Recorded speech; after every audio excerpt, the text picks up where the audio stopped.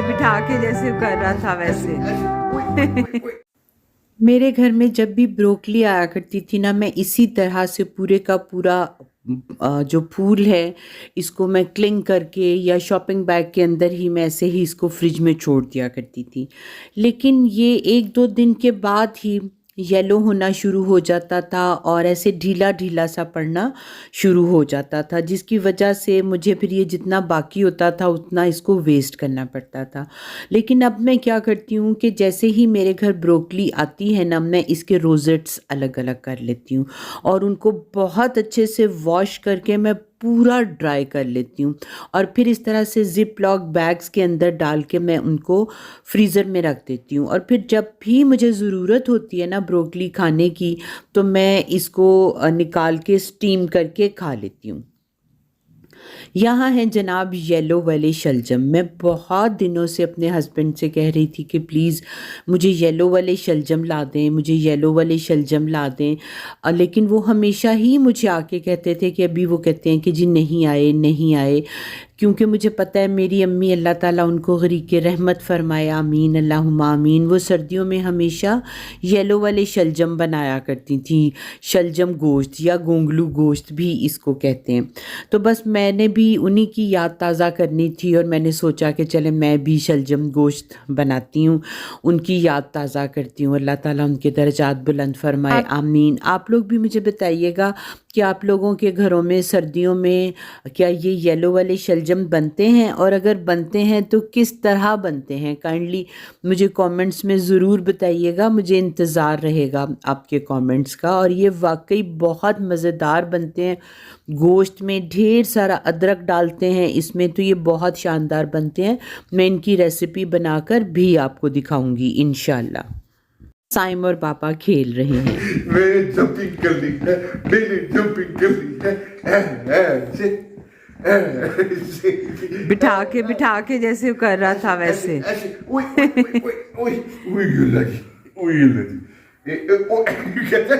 ये देखे लाकू मासू खड़ा होगा, अब खड़ा होगा। अल्लाह अकबर, अल्लाह अकबर, अल्लाहुम्मा बारिक, अल्लाहुम्मा बारिक। ओ बस थक जाएगा बंटे। आए ऐसे फिर थक जाता है। ऊपर देखे, ऊपर देखे, फिर थक जाता है। हाँ फिर थक चले कैसे कर रहा था? ने माने ने ऐसे ऐसे कैसे ने माशाल्लाह। ऊपर देखे ऐसे A1 A2 A3 1 2 3 1 2 3। माशाल्लाह माशाल्लाह माशाल्लाह माशाल्लाह। अस्सलाम वालेकुम एवरीवन। मुझे यकीन है कि आप सब लोग खैरियत से हैं इंशाल्लाह। अल्हम्दुलिल्लाह रब्बिल आलमीन, मैं और मेरी फैमिली भी बिल्कुल खैरियत से हैं।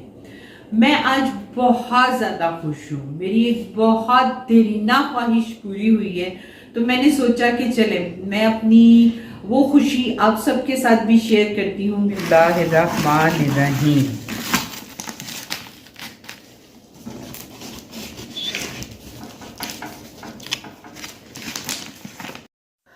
और basically it's a gift from my husband. अल्लाह ताला उनको सलामत रखे और सेहत तंदुरुस्ती वाली ज़िंदगी अता करे, आमीन। वॉक कुकर मुझे बहुत ही ज़्यादा शौक था इस कुकर का, बहुत ही, वैसे तो मेरे घर में अल्हम्दुलिल्लाह बहुत सारे कुकर हैं, लेकिन आपको पता है कि मेरे घर में कमर्शियल काम भी होता है और मेरी हेल्पिंग टीम जो है वो भी काफ़ी बड़ी है अल्हम्दुलिल्लाह। तो बस वो फिर जब आपको पता है स्पेशली मेल मेंबर्स जब घर की कोई चीज़ यूज़ करते हैं ना, वो चाहे आपके हेल्पर्स हों या आपके अपने फैमिली मेंबर्स हों मेल, वो ज़रा और तरह से यूज़ करते हैं। और वैसे भी ना मुझे ज़रूरत थी इस वॉक कुकर की, तो मैंने ये मंगवाया अपने पर्सनल यूज़ के लिए। और किस कंपनी का है मैं वो भी आपको अभी दिखा दूँगी। Thank you so much Umar साहब। मैं हमेशा अपनी तमाम विशेज़ इसी तरह अपने हस्बैंड को बता देती हूँ और फिर जैसे जैसे वो इनको पूरा कर सकते हैं वो इनको पूरा कर देते हैं। और यकीन करें मेरी हर विश को वो जब तक पूरा नहीं कर लेते ना उनको चैन नहीं आता। बिस्मिल्लाहिर्रहमानिर्रहीम। अल्हम्दुलिल्लाह रब्बिल आलमीन। क्या आप देखें ये माशाल्लाह इतनी ज़बरदस्त चीज़ है ये कि मैं आपको बता नहीं सकती। इंशाल्लाह आज तो मैंने आपको इसकी अनबॉक्सिंग दिखाई है ना, वेरी सून मैं आपको इसमें कुकिंग भी करके दिखाऊंगी। और ये कंपनी भी बहुत ही अच्छी है। मेरी शादी की तमाम चीज़ें यानी तमाम पतीले पतीलियाँ और कुकर इसी कंपनी के थे, जो कि अल्हम्दुलिल्लाह मैं आज तक इस्तेमाल करती हूँ और बहुत क्लास की इनकी चीज़ें हैं। भारी तले के इनके कुकर हैं और भारी ही तले के इनके पतीले होते हैं। बहुत ही ज़बरदस्त इनकी चीज़ें होती हैं। और ये मैं कोई पेड प्रमोशन नहीं कर रही हूँ, अल्हम्दुलिल्लाह मैंने ये कुकर बाय किया है इस कंपनी से। लेकिन मैं आप लोगों को रिकमेंड करती हूँ कि अगर आप लोगों ने ऐसी चीज़ें लेनी हो तो इसी कंपनी की लें। और अब मैंने इसे खोला है और मैं आपको भी इसको अंदर से दिखाती हूँ। ये बिल्कुल कढ़ाई की तरह बना होता है और आपके लिए इसको इसके अंदर कढ़ाइयाँ बनाएं, आप रोस्ट करें, आप कुछ भी बनाएं, किसी भी चीज़ को भूनना बहुत आसान होता है क्योंकि आपको खुली स्पेस मिलती है। इसकी दीवारें छोटी हैं लेकिन ये अंदर से काफ़ी चौड़ा है। और ये हैं जनाब मेरे स्टील के बर्तन। अगर आप लोग कहेंगे तो मैं किसी दिन आपको अपने स्टील के बर्तनों की भी सारी कलेक्शन ज़रूर दिखाऊंगी। ये बहुत भारी तले के बर्तन हैं और ये नॉन स्टिक से बहुत बहुत बहुत बेहतर हैं और ज़बरदस्त हैं। ना ये ख़राब होते हैं ना ही इनके अंदर चीज़ लगती है। तो आइए अब शुरू करते हैं अपनी दूध वाली हांडी। इसके लिए मैंने अपनी ये स्टील की कढ़ाई ले ली है और इसके अंदर मैंने डाल लिया है ऑयल। अगर आप चाहें तो आप इसको बटर में भी बना सकते हैं, लेकिन मैं बटर में इसलिए नहीं बनाती कि बहुत एग्जॉटिक हो जाती है। लेकिन अगर आपने इसको किसी स्पेशल गेस्ट के लिए बनाना है तो फिर आप इसको बटर में ही बनाइएगा। मैंने इसमें तकरीबन 2 मीडियम साइज़ के प्याज ले लिए हैं जिनको मैंने चॉप कर लिया है, हाथ से रफली चॉप कर लिया है, यानी जिस तरह हम ऑमलेट कट करते हैं। और बस प्याज को मैंने इसके अंदर डाला है और मुझे प्याज को ना तो लाइट ब्राउन करना है और ना ही ब्राउन करना है, मुझे बस इसको सौते करना है ट्रांसलूसेंट। जब ये हल्का सा अपना कलर चेंज कर ले और ज़रा सा ये ढीला ढीला सा हो जाए जैसे ही, तो बस वैसे ही मैंने इसमें ऐड कर दिया है 1 टेबलस्पून लहसुन अदरक का पेस्ट। और इस लहसुन अदरक के पेस्ट को भी मुझे बहुत ज़्यादा भूनना नहीं है कि ये बिल्कुल ही अपना कलर चेंज कर ले, क्योंकि अगर आप मसाला इस स्टेज पे भूनेंगे ना, प्याज और लहसुन अदरक को ब्राउन कर देंगे तो इसका फ्लेवर एंटायरली चेंज हो जाएगा। इसलिए आपने भी बिल्कुल ऐसे ही बनाना है जैसे कि मैं बना रही हूँ।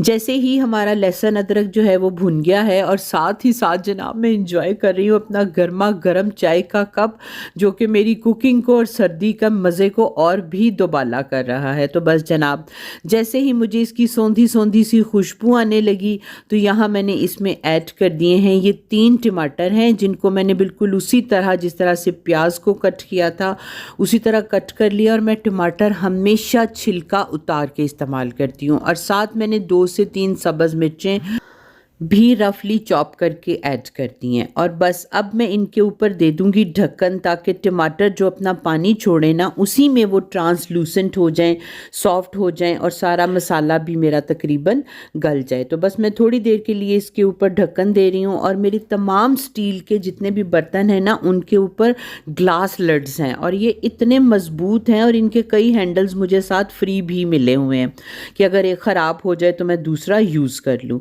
यहाँ आप देखें जब मैंने थोड़ी ही देर के बाद ढक्कन उठाया है ना, तो आप देखें मसाला जो है वो टमाटर कितने अच्छे से खुद ही मैश हो गए हैं। और ये सिर्फ होते ही इसलिए कि हमने इनका छिलका उतार लिया होता है। ठीक है जी। अब यहाँ देखें मैं ज़रा अपने मसाले को थोड़ा सा यहाँ पर भून भी लेती हूँ और सीजनिंग्स भी ऐड करती हूँ। यहाँ बिल्कुल आपने अपनी घर वाली सीजनिंग्स ऐड करनी है अपने टेस्ट के हिसाब से। मैंने इसमें डाला है नमक और साथ मैंने डाला है इसमें पिसा हुआ ज़ीरा, पिसा हुआ साबुत धनिया और हल्दी। बस आपने ये ही मसाले इस्तेमाल करने हैं। मैं चूँकि स्पाइस लवर नहीं हूँ इसलिए मैंने इसमें रेड चिली पाउडर ऐड नहीं किया, लेकिन अगर आप ऐड करना चाहें तो आप कर सकते हैं यहाँ पर रेड चिली पाउडर भी ऐड।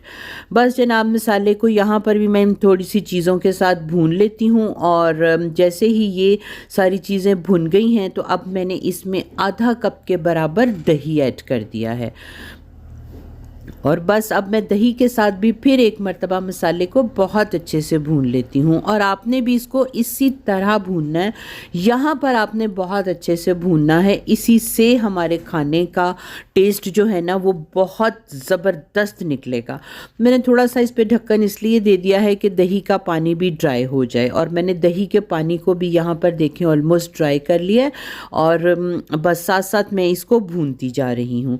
और थोड़ा सा मैंने इसको ना अपने हैंड ब्लेंडर से ब्लेंड किया था ताकि मेरा काम ज़रा जल्दी हो जाए। अगर आपके पास टाइम हो तो आप इसको हाथ से ही बहुत अच्छे से भूनिएगा, क्योंकि इसका मसाला हमने बिल्कुल बारीक नहीं करना होता। इसी तरह से ना बहुत बारीक हो और ना ही बिल्कुल अलग अलग हो। यहाँ मैंने इसमें कुछ साबुत मसाले, गरम मसाले ऐड कर दिए हैं, जिनमें 1-2 दालचीनी के छोटे छोटे पीस थे और 2 बड़ी इलायचियाँ थीं। बस इनके साथ भी मैं अब इसको अच्छे से भून लेती हूँ। और जब बस मेरा मसाला मुझे लगा कि ये अच्छे से भुन गया है तो मैं यहाँ इसमें ऐड कर दूँगी मीट। मैंने यहाँ पर हाफ़ केजी बोनलेस थाइज़ ली हैं चिकन की, और ये हांडी हमेशा बोनलेस में ही बनती है और थाइज़ के साथ ही बनती है। यहाँ मैंने थाइज़ की बोटियों को ना 1 बाइट साइज़ जो है वो काट लिया हुआ है। और आप भी इसको 1 बाइट साइज़ ही रखिएगा, इससे खाने में बहुत आसानी होती है। और बस अब मैं मीट को भी यहाँ बहुत अच्छे से इसके साथ मसाले के साथ भून लेती हूँ, ताकि मीट जो है इसका पानी वानी ड्राई हो जाए और इसकी स्मेल वगैरह ख़त्म हो जाए। और जब मीट अच्छे से भुन गया तो मैंने यहाँ पर इसमें ऐड कर दिया है दूध।